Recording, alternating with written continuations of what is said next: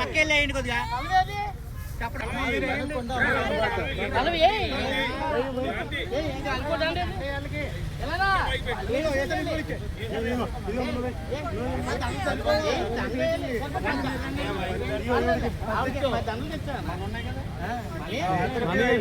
అయిపోయింది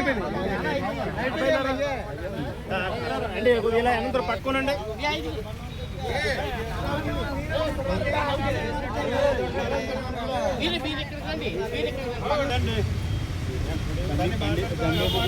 ఇది తీవ్రంగా ఖండిస్తున్నాం మేము.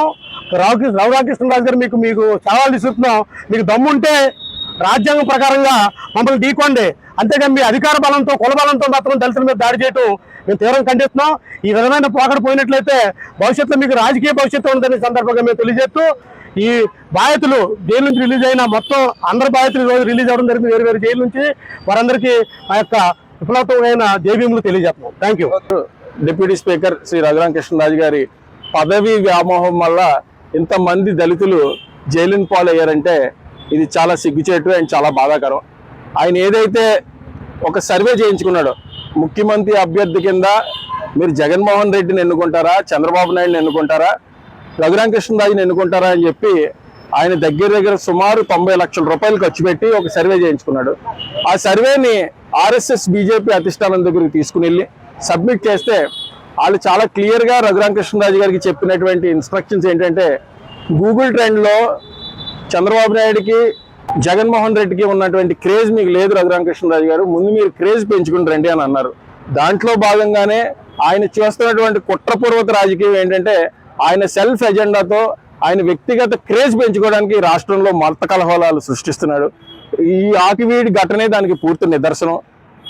నిజానికి రఘురామకృష్ణరాజు గారు ఎస్సీ హోదా తీసేసే అంత కెపాసిటీ ఉన్న మనిషి అని మేము అనుకోవట్లేదు. ఆయనకు అంత సీన్ కూడా లేదు. ఆయన ఒక రాష్ట్రానికి చెందినటువంటి ఒక డిప్యూటీ స్పీకర్ మాత్రమే. ఆయన పార్లమెంట్లో ఆర్డినెన్స్ తీసుకురాలేడు, సుప్రీంకోర్టుని ఇన్ఫ్లుయెన్స్ చేయలేడు. కానీ ఖచ్చితంగా ఆర్ఎస్ఎస్ బీజేపీ ఏదైతే ఒక ఎజెండా ఫిక్స్ చేసుకుని ఈ రాష్ట్రంలో మత దాన్ని మటుకు చాలా కేటగిరీగా చాలా పటిష్టంగా ఇంప్లిమెంట్ చేస్తున్నాడు. ప్రజలందరూ కూడా దీన్ని గమనించాలి. ఆంధ్రప్రదేశ్ రాష్ట్రంలో క్రిస్టియన్, ముస్లిం, హిందూ అందరూ కలిసిమెలిసి ఉంటారు. ఇది ఒక ఉత్తమమైనటువంటి రాష్ట్రం. Thank you. అందరికీ నమస్కారం. ఇది ఎంత దారుణమైన సంఘటన మీకు అర్థమవుతూ ఉండాలి. ఓ పక్కన చిన్న పిల్లలు, ఒక అబ్బాయి వేళ డిగ్రీ ఎగ్జామ్ రాయాలి, ఆడోళ్ళు అందరూ 50 సంవత్సరాలు దాడేసిన ఆడోళ్ళు. వీళ్ళ మీద రాష్ట్ర ప్రభుత్వం ఏ కేసు పెట్టిందంటే అటెంప్ట్ మర్డర్. వీళ్ళ పేర్లు ఏదో ఎవరైతే ముగ్గురు దెబ్బతిన్నారో వాళ్ళకి తెలియదు, వీళ్ళు ఎవరో వాళ్ళకి తెలీదు. వాళ్ళు కూడా ఆ దెబ్బలు తిన్న ముగ్గురిని కూడా వీళ్ళు చూడలేదు. నేను వీళ్ళతో మాట్లాడాను, అదే స్పష్టంగా చెప్పారు వాళ్ళు ఎవరో మాకు తెలీదు, వీళ్ళని ఎందుకు తీసుకొచ్చారో తెలీదు. ఎన్నో శ్రీరామనవమి రోజున వచ్చి అయ్యింది గొడవ. 29వ తారీఖున 27వ తారీఖున జరిగింది. 27 నుంచి ఈ రోజు వరకు కూడా ఆకివీడు ఎవరిని వెళ్ళవట్లేదు. ఈ రోజు వరకు కూడా నేను 2 సార్లు వెళ్ళడానికి ప్రయత్నిస్తే హౌస్ అరెస్ట్ చేశారు. ఓసారి పాలకొల్లు ఆఫ్ చేశారు. నాకు పర్మిషన్ ఇస్తా అన్నారు కానీ ఇవ్వలేదు. నేను వీళ్ళందరి గురించి అన్నిటికన్నా దారుణం ఏంటంటే, వీళ్ళకి బెయిల్ వచ్చి 2 రోజులు అయింది. 2 రోజులు బెయిల్ అయినా కానీ సాల్వెన్సీ సర్టిఫికెట్లు ఇవ్వకుండా గ్రామాల్లో అధికారులని ప్రలోభపెట్టి అదే అధికారులకి ఆదేశాలు ఇచ్చి ఎస్పీ, కలెక్టరు, రఘురామకృష్ణరాజు ఈ ముగ్గురు కలిసి సాల్వెన్సీ సర్టిఫికెట్లు కూడా ఇవ్వకుండా వీళ్ళని అక్రమంగా 2 రోజులు బెయిల్ వచ్చినా సరే 2 రోజులు జైల్లో ఉంచారు. కాబట్టి ప్రభుత్వం ఏ రకంగా ఉందో మనకు అర్థమవుతుంది.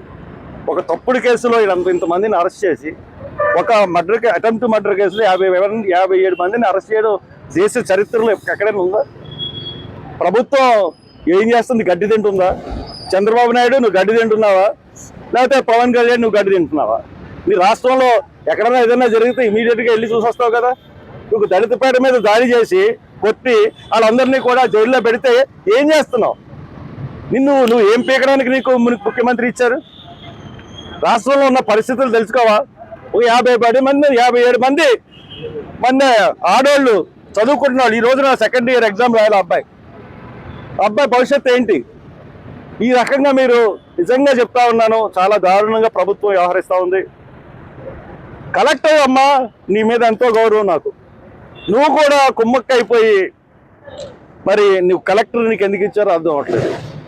ఎస్పీ నువ్వు మరీ ఇంత కూలోడు అనుకోలేదు. ఒక కూలీ కింద పనిచేస్తున్నావు. మరి రఘురామకృష్ణ కింద కూలీ కింద పనిచేస్తున్నావు. ప్రభుత్వ కూలీయో నీకు దీంట్లో పెట్టాలి, నరేగా స్కీమ్లో నీకు పెట్టాలి నీ జీతాన్ని. కాబట్టి నేనే వీళ్ళందరికీ బెయిల్ ఇద్దాం అనుకున్నాను, కానీ నాకు ఆ పేటలోకి వెళ్ళడానికి అక్కడ భీమా వెళ్ళడానికి కూడా లేదంటే నేనే 2 రోజుల ముందు తీసుకొచ్చి ఇస్తాను. నేను లాయర్కి చెప్తే, అన్నా నువ్వు రాలేవు, మేము రావడానికి చాలా కష్టం అవుతుంది, మేము ఇక్కడ ఏదో తంటాలు పడతా ఉన్నారు. మరి ఈ రోజున ఇంత అన్యాయంగా పెట్టినందుకు దీనికి నష్టపరిహారం ఏమి ఇస్తారు? మీరు నష్టపరిహారాలు ఇస్తున్నారు కదా. అన్యాయంగా అక్రమంగా పెట్టినందుకు ప్రభుత్వం ఏం నష్టపరిహారం ఇస్తుంది? వీళ్ళకి చాలా పొరపాటుగా ప్రవర్తిస్తూ ఉన్నారు. మీరు అక్కడ వెళ్ళండి, రామాలయం కట్టుకోండి. ఆ కట్టుకోవడం గురించి మతకరాలు పెట్టి వీళ్ళని కొట్టి వీళ్ళని చేసి ఇచ్చేస్తారా? మరి ఇప్పుడు ఇంత జరిగిన తర్వాత వీళ్ళు కట్టడానికి ఎలా ఒప్పుకుంటారు? మీరు అక్కడ సమస్యల్ని చర్చల ద్వారా పరిష్కరించుకొని తప్పితే బలప్రయోగం చేసి సాధించుకుందామంటే మటుకు అది కుదరని పని. ఏదైనా సరే కూర్చొని మాట్లాడుకుంటే ఎటువంటి సమస్యలైనా పరిష్కారం అవుతాయి. అలా పరిష్కరించుకొని కానీ ఒక మూకుమ్మడిగా దాడి చేసి లేనిపోయిన కేసులు పెట్టి ఇంతమందిని జైల్లో పెట్టి మీరు ఇంత దారుణంగా పెట్టడం మటుకు అంత మంచి పని కాదు. నేను ప్రభుత్వానికి తీవ్రమైన హెచ్చరిక చేస్తా ఉన్నాను. ఈ రోజుకి నన్ను అక్కడికి వెళ్ళనివ్వట్లేదు, పర్మిషన్ పెట్టనివ్వట్లేదు. అందరూ వచ్చిన తర్వాత మళ్ళీ నేను వెళ్తాను. అక్కడ ఒక బహిరంగ సభ మేము పెడతాము. పెట్టిన తర్వాత అక్కడ పరిస్థితుల్ని మేము మళ్ళీ బేరేజ్ చేసుకుంటాము. మీరు ఈయన జైల్లో పెట్టేసో ఉద్యమం ఆగిపోయిందేమో అనుకుంటున్నారేమో. ఉద్యమం ఆగదు. ఖచ్చితంగా ఈ ఉద్యమం మేము ముందుకు తీసుకెళ్తాం. మాకు జరిగిన అన్యాయానికి రాష్ట్ర ప్రభుత్వం క్షమాపణ చెప్పాలి, ముఖ్యమంత్రి క్షమాపణ చెప్పాలి, ఉప ముఖ్యమంత్రి క్షమాపణ చెప్పాలి, హోమ్ మినిస్టర్ క్షమాపణ చెప్పాలి. అన్యాయంగా అక్రమంగా ఇంతమంది ఆడవాళ్ళని, 50 సంవత్సరాలు దాటిన ఆడవాళ్ళని, కుర్రోళ్ళని, కర్ర పట్టుకోవడం తెలియని కుర్రోళ్ళని, చదువుకుంటున్న కుర్రోళ్ళని, ఉద్యోగాలు చేస్తున్న కుర్రోళ్ళని, పరీక్షలు రాయాల్సిన కుర్రోళ్ళని, 10th క్లాసు ఇంటర్మీడియట్ చదువుతున్న కుర్రోళ్ళ మీద కేసులు పెట్టారు. మీరు మనుషుల పశువులు అర్థం అవ్వట్లేదు. కాబట్టి మీరు క్షమాపణ చెప్పే వరకు మటుకు మేము ఏం చేయాలో నిర్ణయించుకున్నది చేస్తాం.